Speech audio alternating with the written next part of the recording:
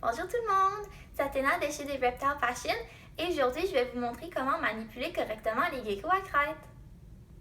Donc je vous présente Calypso, ça c'est le père de tous les petits bébés ici qu'on a chez The Reptile Passion et c'est lui qui va m'aider à faire la démonstration de comment je sors les geckos à crête de leur terrarium. Donc je vais juste le déposer par terre s'il veut bien. Vas-y Calypso. Ok, donc le truc c'est de prendre notre main comme ça puis de venir la mettre directement en dessous de leur tête pour les inciter à mettre leurs deux pattes avant sur nos mains, juste comme ça, et ils vont monter. Pourquoi? En fait, c'est parce que les geckos à crête, c'est une espèce arboricole, puis ils essayent toujours de monter, puis d'aller plus haut. Donc c'est pour ça que quand, mettons, on les a sur notre main, il y en a qui vont rester super gentils comme ça, qui ne bougeront pas, mais ils aiment toujours avancer de main en main. Donc si vous voulez en manipuler un correctement, pour éviter qu'ils sautent partout, mais vous pouvez tout le temps mettre une main devant. Puis il y en a certains qui vont sauter ou qui vont avancer. Mais c'est rare d'habitude qu'ils vont rester gentils comme ça dans la main. Donc c'est toujours idéal de mettre une autre main devant pour qu'ils sautent dessus. Est-ce qu'il va sauter? Est-ce qu'il va sauter? Et voilà, c'est ça, ils sautent. La plupart, ils vont pas se mettre à sauter extrêmement partout, mais ça se peut qu'ils sautent comme ça de temps en temps. C'est tout à fait normal. Puis je recommande vraiment la technique là, de les prendre comme ça avec la petite main devant.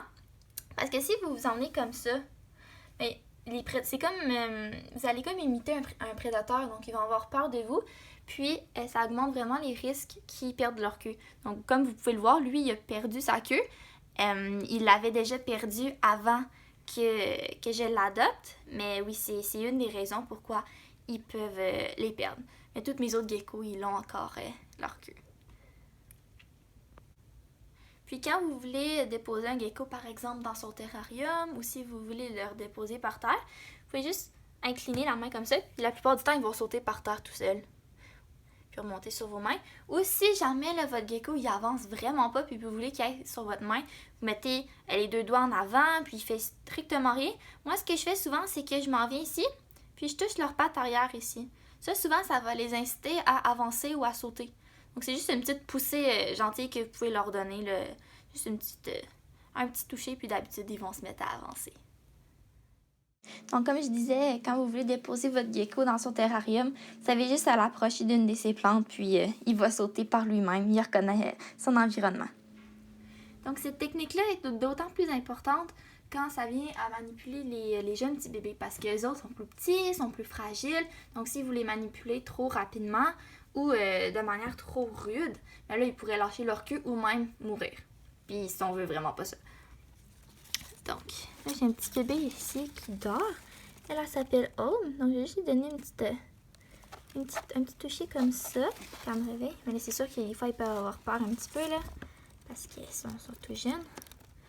Je vais venir mettre mon doigt en dessous de sa tête. Je peux pas mettre ma main parce qu'elle est vraiment minuscule. Et je l'encourage. S'il monte pas tout de suite, là, c'est vraiment pas grave. Hein. Faut qu'il s'habitue à vous aussi. Puis elle, j'ai pas pris un très bon exemple. Souvent, elle a pas. Ah, donc là, elle avait monté sur une de ses décorations. Ça aussi, ça fonctionne. Puis, je vais juste venir mettre mon petit doigt en dessous de sa tête. Est-ce que tu veux monter, Aube? Ah, c'est ça. Là, j'ai donné un petit toucher sur sa patte, puis elle a décidé de monter. Donc, les petits bébés, comme vous avez pu le voir, et des fois, ils sont vraiment plus récalcitrants à monter. Puis, d'habitude, là, quand je vois ça, je laisse les geckos dans leur terrarium juste pour qu'ils puissent avoir confiance en vous puis qu'ils n'associent pas se faire prendre à une expérience négative. Là, je l'ai fait juste pour la vidéo, mais je vais la remettre tout de suite là, dans son terrarium parce que je veux pas qu'elle ait trop peur parce que je viens quand même de la réveiller assez brusquement. Donc, est-ce que tu veux retourner, Aube? Hein? Est-ce que tu veux y retourner? Ah, c'est ça. Bye bye! Ah, puis pour ceux qui se demandent pourquoi il y a un papier Kleenex ici, là, c'est juste parce que dans la souche d'arbre qu'il y avait ici, en fait, il y avait un trou, puis je voulais pas qu'elle reste coincée à l'intérieur, donc je l'ai comme bouché. Donc j'espère que cette courte vidéo sur la technique à employer lors de la manipulation des geckos à crête a su vous aider. Donc juste quelque chose à garder en tête, c'est que c'est normal que ça soit pas parfait au début. Comme vous avez vu avec Aube, ça ne tentait pas vraiment de sortir. Puis, ce qu'il y a à retenir là-dedans, c'est que si vous voyez que votre gecko, ça ne tente pas vraiment de sortir de son terrarium, laissez-le faire. Il va s'habituer à votre odeur, il va vous faire plus confiance rapidement et ça va vraiment renforcer le lien que vous avez avec lui. ce qui va être très bénéfique à long terme. Donc, lâchez pas et passez une très bonne journée.